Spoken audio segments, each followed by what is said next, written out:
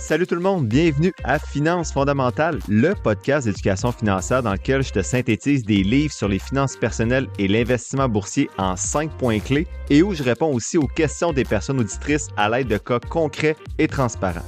Si tu souhaites prendre en main ta santé financière, t'es à la bonne place. C'est parti, bon podcast!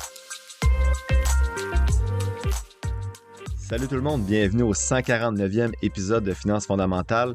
Je suis vraiment content ce matin de vous faire la synthèse du livre The Opposite of Spoiled qui a été écrit par Ron Lieber en 2016.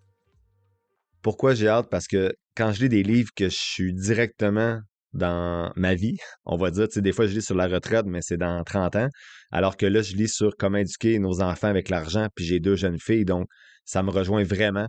Puis j'ai lu un livre cet été en vacances sur la plage, c'était Comment parler d'argent avec vos enfants, un excellent livre, puis j'exagère pas, là, j'étais assis à la plage, je lisais, puis à chaque 2 pages, j'arrêtais ma blonde pour lui dire « Hey gars, ça c'est malade, on pourrait faire des cartes de crédit pour nos filles, puis blablabla. » Puis j'arrêtais pas de prendre des notes, puis je vais vous résumer cet épisode-là l'an prochain, là, quand je vais avoir testé résumer le livre l'an prochain quand je vais avoir testé ma nouvelle stratégie boostée aux stéroïdes avec mes filles pendant au moins plusieurs mois. Donc, j'ai vraiment hâte de vous résumer. Je me dis, hey, ça fait longtemps que j'ai pas lu un livre qui est concret comme ça avec des étapes claires, puis c'est vrai. Mais le livre d'aujourd'hui, sans proposer d'étapes claires, de stratégies pour vraiment mettre en place avec nos enfants à la maison des jeux de finances. Donc, le livre d'aujourd'hui ne fait pas ça.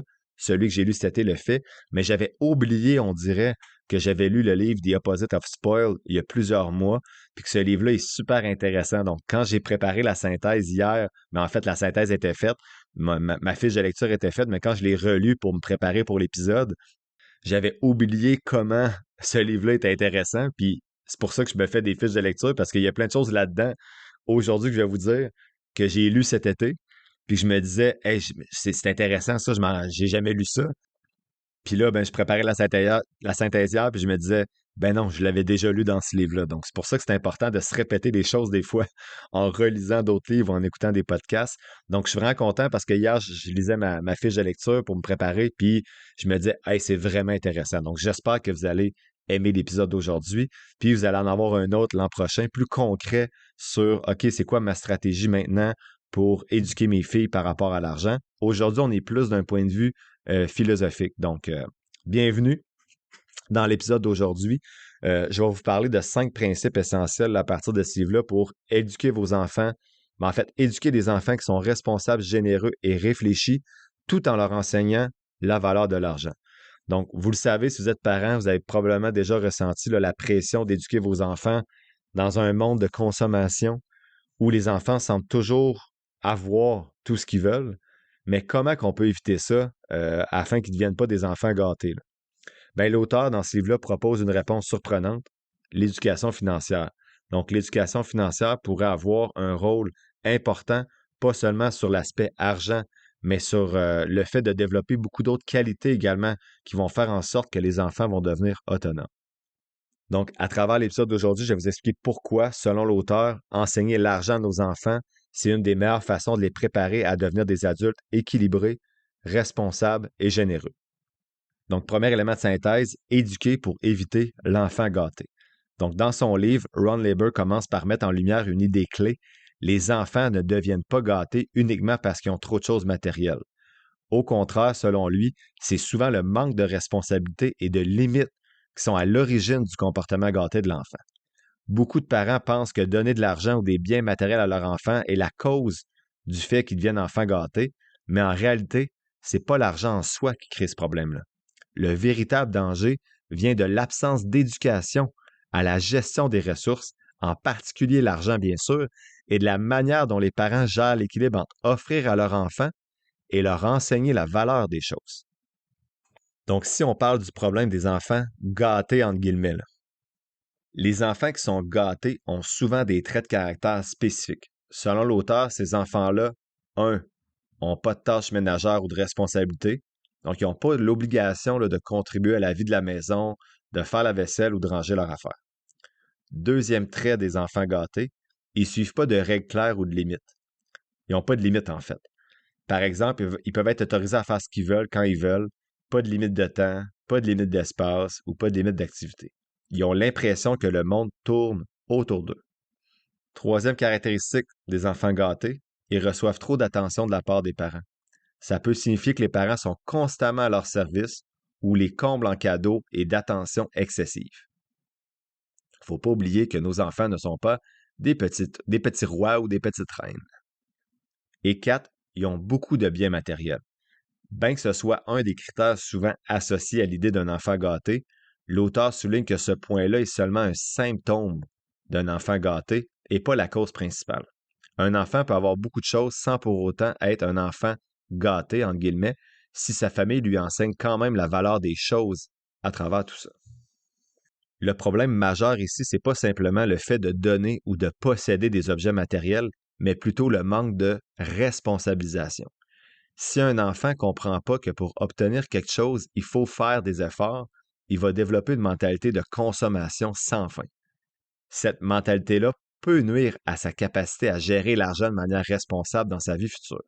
Par exemple, un enfant qui va recevoir tout ce qu'il veut immédiatement va risquer de devenir un adulte impulsif, avec peu de contrôle sur ses dépenses ou sa capacité à économiser afin d'atteindre des objectifs qui sont à long terme. De là l'importance d'enseigner la valeur de l'argent. Donc, l'auteur insiste sur un point crucial, l'éducation à l'argent doit commencer tôt. C'est essentiel que les enfants apprennent à gérer des petites sommes d'argent avant d'être confrontés à des montants beaucoup plus importants. Le processus d'apprentissage commence souvent par des activités simples comme épargner, choisir ce qu'ils veulent acheter et réfléchir sur le rapport entre travail, effort et récompense. Par exemple, si un enfant reçoit une petite somme d'argent, on peut lui expliquer qu'il doit en économiser une partie pour acheter quelque chose qu'il désire plus tard. Ça va lui permettre de faire un choix entre des besoins immédiats et un désir à plus long terme. Apprendre à différer la gratification, c'est une des leçons les plus importantes dans l'éducation financière et elle est essentielle pour éviter qu'un enfant devienne matérialiste. En leur enseignant à attendre et à économiser, on leur montre que l'argent doit être acquis avec des efforts. L'argent peut enseigner plusieurs valeurs positives également. Donc, lorsque les enfants apprennent à gérer l'argent, ils développent des compétences qui vont bien au-delà de la simple gestion d'un budget. Ils apprennent des valeurs qui vont les aider tout au long de leur vie. Voici quelques-unes des valeurs importantes dans le livre qu'une bonne éducation financière peut permettre d'enseigner à votre enfant. 1. La générosité. Apprendre à économiser et à donner, c'est un aspect fondamental de l'éducation financière. Par exemple, si un enfant économise une partie de son argent pour l'offrir à une cause ou à une œuvre de charité, il va développer une conscience sociale et une capacité à penser aux autres, ce qui va à l'encontre de l'égoïsme et de la mentalité matérialiste. 2. La patience. Les enfants qui apprennent à attendre pour acheter ce qu'ils veulent développent une capacité à retarder la gratification. Dans un monde où tout est disponible instantanément, merci aux achats en ligne, cette capacité-là à attendre et à planifier à long terme est une compétence cruciale. Elle va leur apprendre à posséder à la tentation d'acheter impulsivement et de plutôt être capable d'attendre cette gratification-là. 3. Elle va leur apprendre la responsabilité. Lorsque les enfants ont des décisions financières à prendre, comme choisir de dépenser ou d'économiser, ils apprennent à être responsables de leurs actions. Cette responsabilité-là va s'étendre bien au-delà de l'argent. Elle va se traduire par une capacité à prendre en charge leurs obligations, que ce soit à l'école, à la maison ou plus tard dans leur vie professionnelle. Donc, exemple, si un enfant veut absolument un nouveau jeu vidéo qui coûte cher, si vous lui donnez ce jeu-là sans condition, il ne va pas apprendre la valeur de l'argent. Par contre, si vous lui proposez un deal, par exemple, vous lui demandez d'économiser une partie de son argent de poche chaque mois pour acheter ce jeu-là, vous lui enseignez que pour avoir ce qu'il désire, il doit faire preuve de patience et de discipline financière. Vous pouvez aussi l'aider à comprendre que cet argent-là aurait pu être utilisé pour d'autres choses plus importantes, comme un livre ou un projet à plus long terme que le jeu vidéo. Ce genre d'exemple-là simple aide à démystifier l'argent pour l'enfant et à comprendre que pour obtenir ce qu'il veut, il doit faire preuve de jugement, de travail, de réflexion et de patience. C'est bien plus que simplement acheter ce qu'il désire. Il apprend à gérer ses priorités puis à prendre des décisions réfléchies qui ne sont pas toujours faciles. Et c'est la même chose pour nous les adultes. C'est pas toujours évident de choisir entre j'ai-tu le goût d'aller au resto ou j'ai le goût d'économiser pour un voyage l'an prochain. Mais c'est la même chose que les enfants vont apprendre, mais avec des montants beaucoup plus petits qui ont moins d'impact financier sur leur patrimoine qu'un adulte de 40 ans qui s'achète une voiture neuve au lieu de cotiser au retraite de son enfant, par exemple. Donc, la conclusion de ce premier point-là, d'éduquer notre enfant pour éviter qu'il devienne un enfant gâté, mais en résumé, l'argent, s'il est bien géré, ça devient un excellent outil pour éviter justement que l'enfant devienne gâté. Plutôt que de les surprotéger puis de leur offrir tout cuit dans le bec sans effort, c'est préférable de leur enseigner la valeur de ce qu'ils possèdent, de leur apprendre à économiser, à donner et à prendre des décisions réfléchies par rapport à l'argent. Ces compétences-là vont leur permettre de devenir des adultes responsables, capables de gérer non seulement leur argent, mais aussi leurs relations et leur vie personnelle et professionnelle. Lorsqu'on va leur donner l'opportunité de comprendre la valeur de l'argent dès leur plus jeune âge, on va les aider à devenir des individus équilibrés, réfléchis et généreux. Et oui, une publicité dans mon propre podcast. Après avoir aidé plus de 50 personnes à prendre en main leurs finances et leurs investissements dans la dernière année et demie, je suis enfin en confiance de publiciser mes services d'accompagnement. Selon vos besoins, ces services-là peuvent aller d'une seule rencontre de 60 minutes jusqu'à plusieurs rencontres avec des suivis. Donc, que ce soit pour planifier votre stratégie d'investissement, choisir vos FNB, savoir si le CELI ou le REER c'est plus intéressant dans votre cas, ouvrir votre compte de courtage et apprendre à bien l'utiliser ou toute autre question ou besoin par rapport à vos finances, n'hésitez pas à m'écrire sur Gmail ou sur le groupe Facebook du podcast pour avoir les informations sur les forfaits disponibles. Donc, au plaisir de vous rencontrer et de jaser de finances. Deuxième élément de synthèse, répondre honnêtement aux enfants. Donc, en effet, la façon dont on va répondre aux enfants, aux questions de nos enfants plutôt, sur l'argent, c'est un autre point clé dans l'éducation financière selon l'auteur. Ce sujet-là peut souvent être délicat pour les parents. Il y en a beaucoup d'entre nous qui préfèrent éviter d'aborder les questions liées à l'argent, soit par gêne, soit parce qu'on redoute que l'enfant se compare à d'autres ou qu'il devienne matérialiste. Cependant, l'auteur dit fermement que l'argent ne devrait pas être un sujet tabou à la maison. Au contraire, chaque question que votre enfant va vous poser sur l'argent, c'est une opportunité d'enseignement et un moyen de les impliquer dans la réalité financière de la famille. Donc, c'est important d'être transparent et honnête. L'auteur y va avec un exemple concret. Votre enfant vous demande un jour « Maman, papa, est-ce qu'on est riche? » Ou encore « Pourquoi on n'a pas une maison comme celle de mes amis? » La réaction instinctive pour beaucoup de parents, c'est de changer de sujet, d'éviter de répondre directement à la question ou de minimiser la situation en disant quelque chose comme « T'inquiète pas, ça va bien aller ».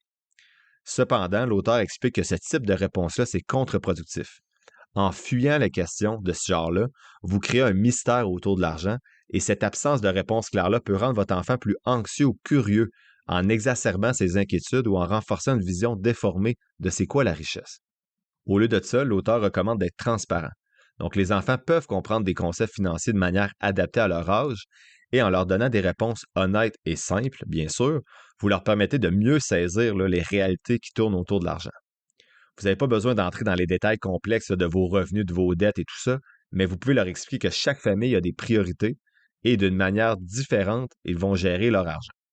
Ça peut les aider à comprendre que l'argent, c'est une ressource qui est limitée et que dans chaque famille, cette ressource-là est utilisée différemment selon les choix, les besoins et les valeurs de la famille.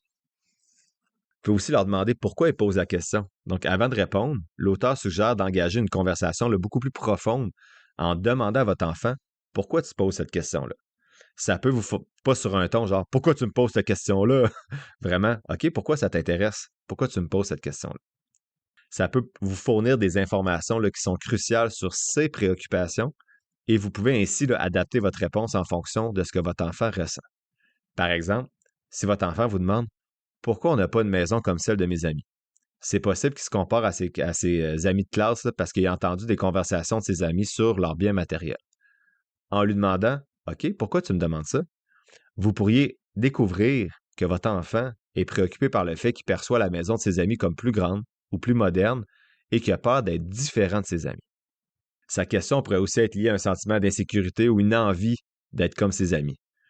Ça va vous permettre de comprendre que la question est souvent plus liée à des émotions que votre enfant a qu'à un véritable questionnement sur les finances familiales. Vous allez pouvoir aborder la question de manière beaucoup plus rassurante, émotive et constructive, sans jugement, plutôt que vous braquer en disant des réponses qui sont fermées parce que vous n'avez pas le goût d'ouvrir votre monde financier à vos enfants. Il faut expliquer aussi que chaque famille a une situation différente. Une fois que vous avez compris d'où vient la question de votre enfant, vous pouvez expliquer que dans chaque famille, ben, l'argent est géré différemment. Par exemple, vous pourriez dire, chaque famille a des priorités différentes en ce qui concerne l'argent. Certains choisissent de vivre dans une maison plus grande, d'autres préfèrent économiser pour des voyages ou investir dans l'éducation des enfants. Vous pouvez aussi expliquer que l'argent, c'est pas la seule chose qui va définir le bonheur ou la qualité de vie, même si les enfants, je suis bien conscient, ne voient pas toujours ces conversations-là de la même façon que notre point de vue d'adulte. Pour eux, je peux vous dire que le bonheur, c'est peut-être la figurine Pokémon plus que du temps en famille lorsqu'ils veulent leur figurine Pokémon. Bien sûr, dans 20 ans, ils vont se rappeler du temps en famille, pas de la figurine, mais à 9 ans, des fois, on se rappelle de la figurine seulement. Donc, on peut leur rappeler que ce qui compte, c'est de savoir comment utiliser l'argent de manière responsable en fonction des valeurs de votre famille et des choix de vie que vous faites avec eux également. Justement, il faut impliquer les enfants dans la gestion des finances familiales. Une des recommandations pour moi les plus percutantes du livre, c'est d'impliquer les enfants dans la gestion des finances familiales.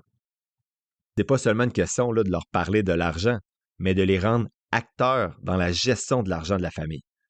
Par exemple, on peut leur montrer des factures et leur expliquer d'où vient l'argent qui a permis de payer ces factures-là, puis comment on dépense cet argent-là une fois qu'elle rentre dans nos comptes.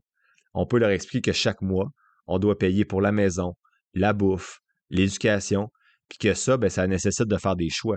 Si vous avez un budget, une activité intéressante, ça peut être de leur montrer justement où l'argent part à chaque mois dans votre budget.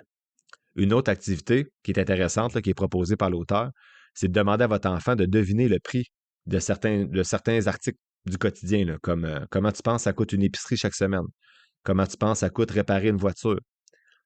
L'objectif ici, c'est pas de les faire culpabiliser pour les dépenses et qu'ils se sentent mal que l'argent parte.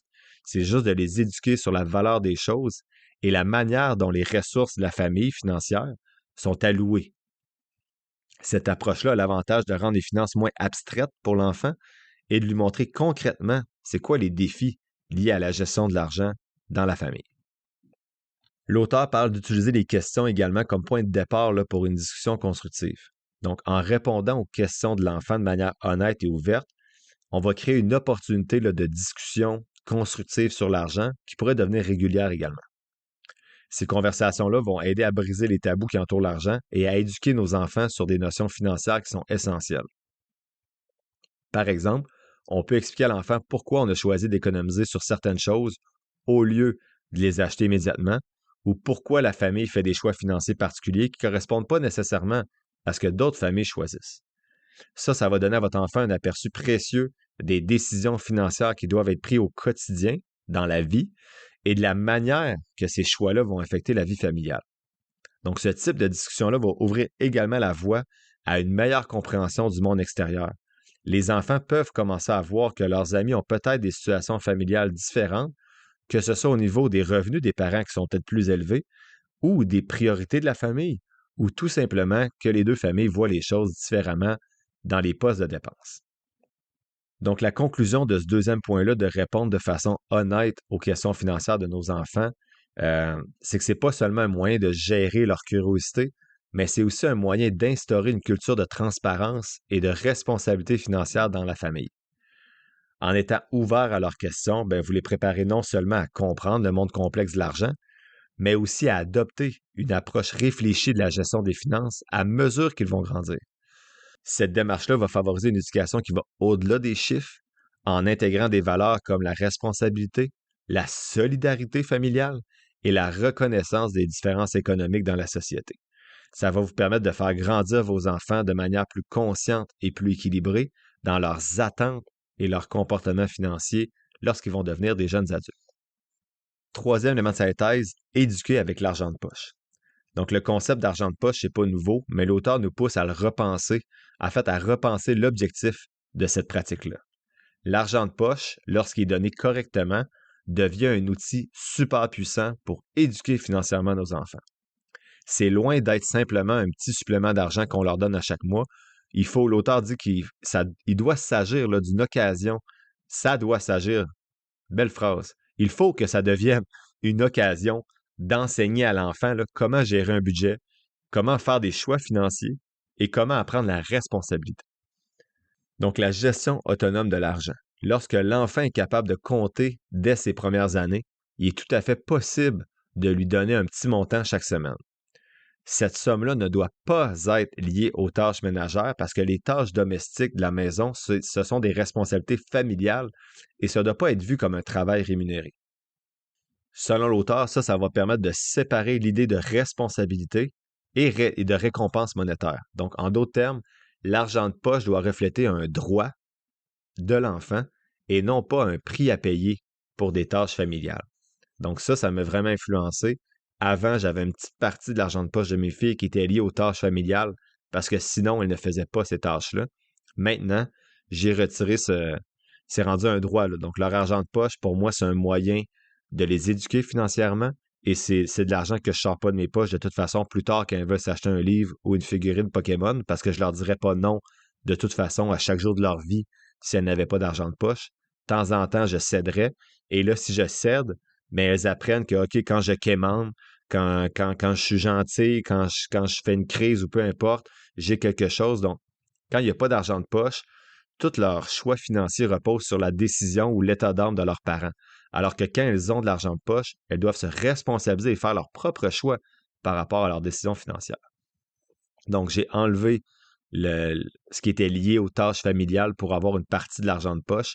Maintenant, l'argent de poche est complètement dans leur pot d'argent, puis elles doivent faire leurs décisions financières avec ça. Je vais vous présenter là, dans quelques mois un peu plus précisément là, tout ce qui tourne autour de ça. Je veux pas vendre le punch aujourd'hui.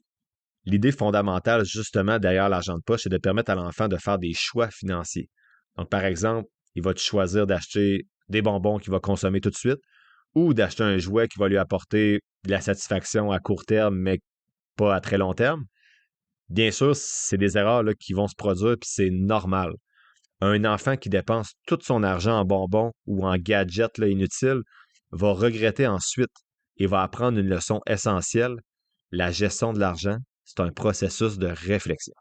Donc, il va falloir qu'il fasse la différence entre désir et besoin. Donc, une autre manière de renforcer l'enseignement de la gestion financière, au-delà qu'il fasse ses propres choix, c'est d'aider justement votre enfant à faire la différence entre ce qu'il veut et ce qu'il a besoin.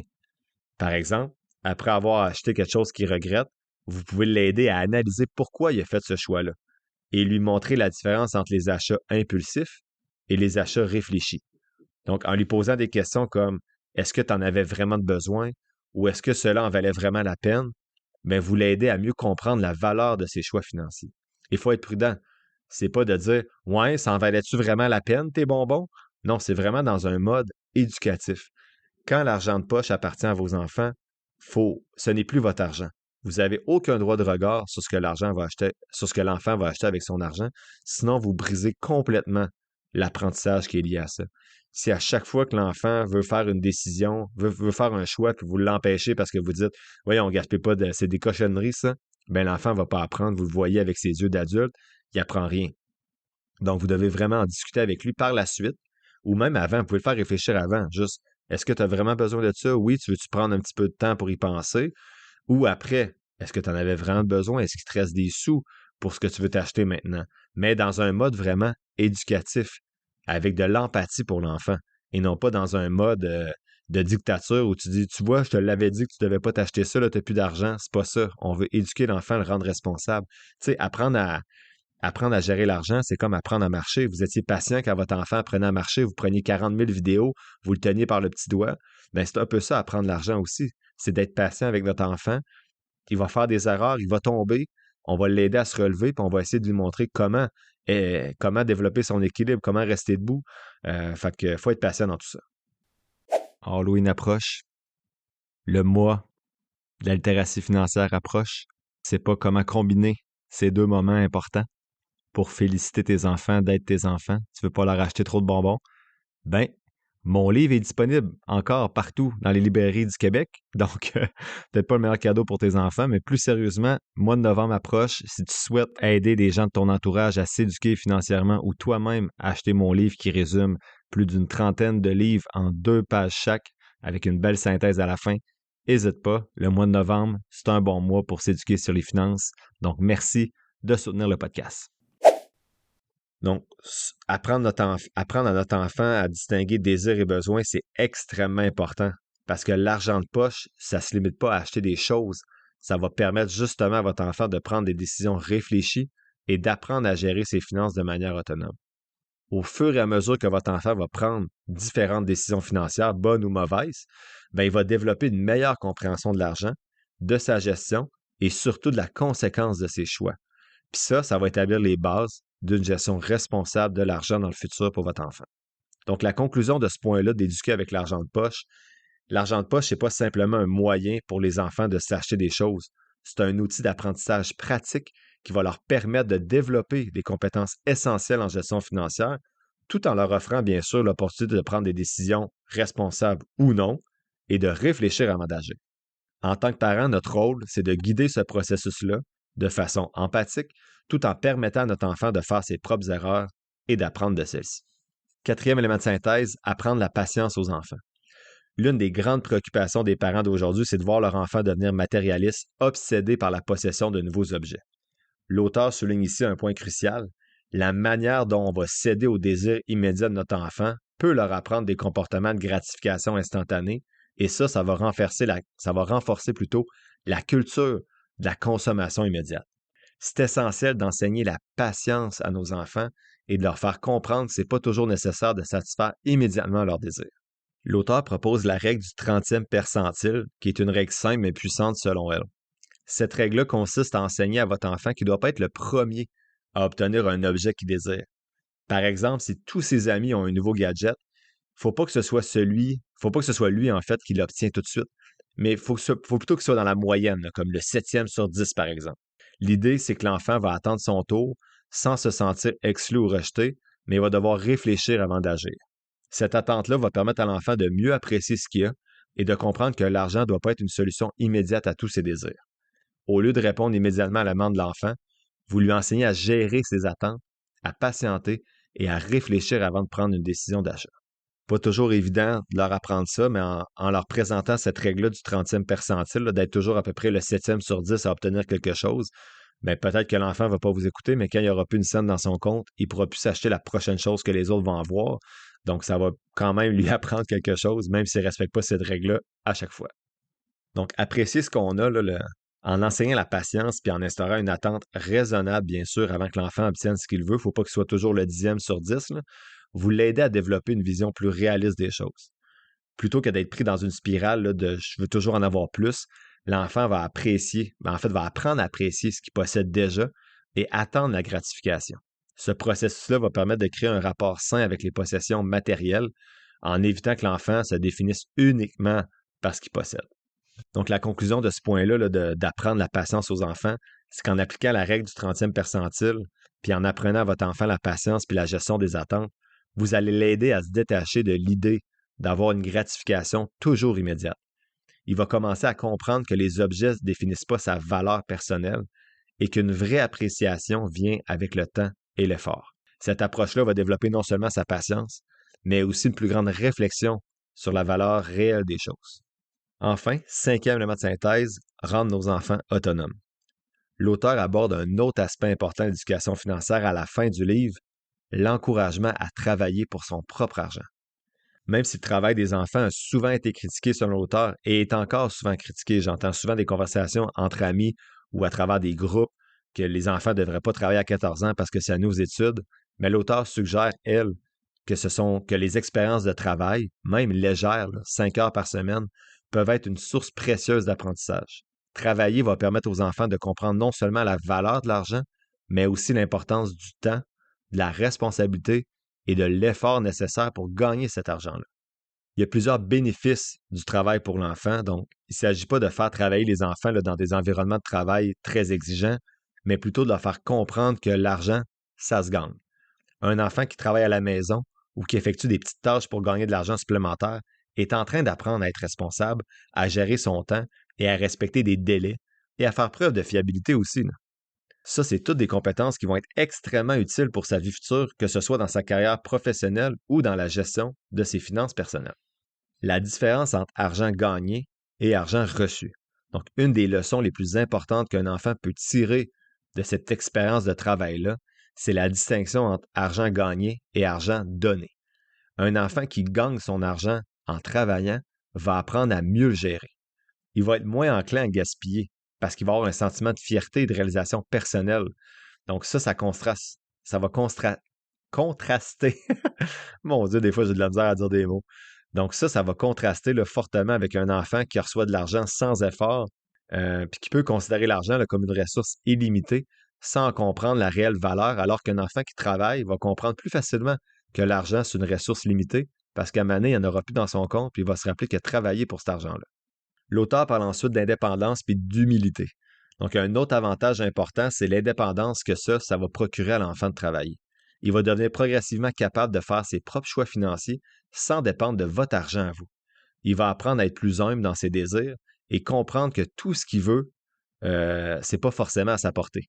Surtout qu'il n'a pas travaillé pour l'obtenir. La conclusion de ce point-là, de rendre nos enfants autonomes, c'est encourager un enfant à travailler pour gagner son argent. Pour moi, c'est un moyen puissant là, de lui enseigner la responsabilité et la valeur de l'effort. Ce processus-là va lui permettre de développer une plus grande indépendance financière et de réfléchir davantage avant de dépenser son argent. Et plus que tout, pour moi, ça va lui apprendre que l'argent, c'est le fruit du travail et non quelque chose qui vient facilement ou sans effort, comme c'était le cas avec l'argent de poche avant ses 14 ans ou même plus tôt. Là. Tu sais, ma plus vieille de 9 ans, elle a commencé à faire des tâches à l'extérieur de la maison. Donc, désherber, par exemple, les plantes, ce que je déteste faire, puis ma conjointe aussi. Donc, désherber nos magnifiques fleurs. Ben, si elle fait ça, c'est pas une tâche familiale. Ça rentre pas dans les tâches familiales de faire ton lit, vider ton sac, plier du linge, faire la balayeuse. Tout ça, c'est des tâches familiales. Elles doivent s'impliquer. Elles font partie de la famille. Mais si elles veulent de l'argent supplémentaire, même à 9 ans, ben, elles peuvent aller désherber dehors. Elles peuvent pelleter les escaliers. Pour moi, ça, c'est des tâches que je ferais faire à d'autres personnes. Si elles décident, exemple, dans une semaine, elles font pas ça à 9 ans, là, mais mettons à 12-13 ans, hey, je vais préparer tous les repas de la semaine, je vais faire des petits plats qu'on va pouvoir réchauffer. Mais pour moi, ça, je paierais pour ça, là, un traiteur à la maison. Ben ça, c'est le genre d'argent que je pourrais donner supplémentaire à mes filles. Si elles veulent teindre le patio, peinturer une pièce, donc elles sont trop jeunes pour ça encore, vous comprendrez, là. Mais si elles font des tâches supplémentaires, même à 9 ans, pour vous êtes à 14 ans, ben ça peut être rémunéré.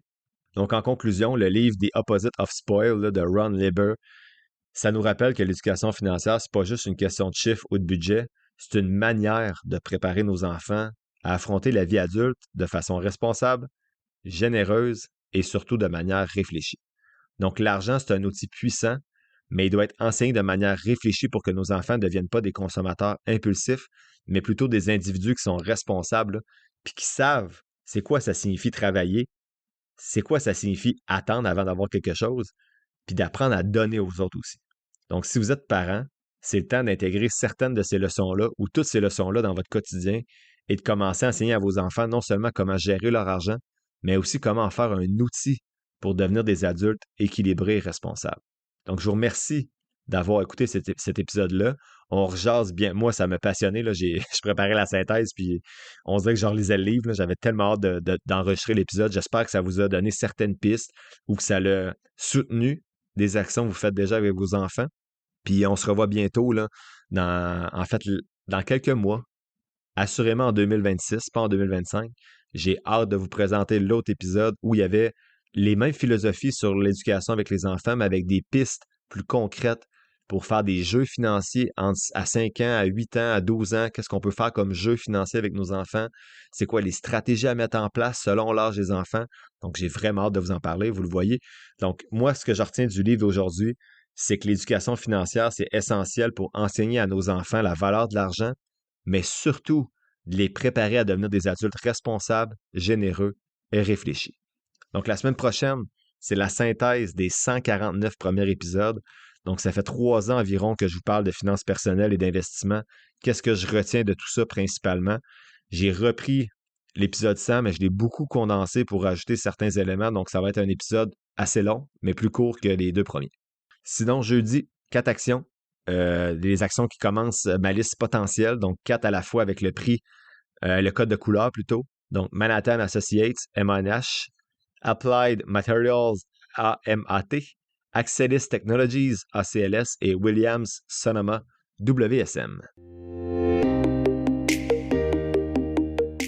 L'épisode tire à sa fin, j'espère que tu l'as apprécié. Si c'est le cas, je t'invite à le partager et à t'abonner au podcast, en plus de mettre quelques étoiles ou de le liker selon la plateforme sur laquelle tu m'écoutes. Tous les liens pour me soutenir sont quelque part dans la description de l'épisode. N'oublie pas que les informations communiquées dans le podcast sont dans un but strictement éducatif, ce ne sont pas des conseils financiers. Je t'invite à consulter un professionnel pour des conseils spécifiques à ta situation parce que je ne peux pas être tenu responsable de tes décisions financières. Comme je le dis depuis un petit bout, je ne suis pas un expert, prends donc pas ce que je dis pour du cash, fais toujours tes propres recherches. Sur ce, merci d'avoir passé un peu de temps avec moi aujourd'hui et on se voit dans le prochain épisode de Finances fondamentales.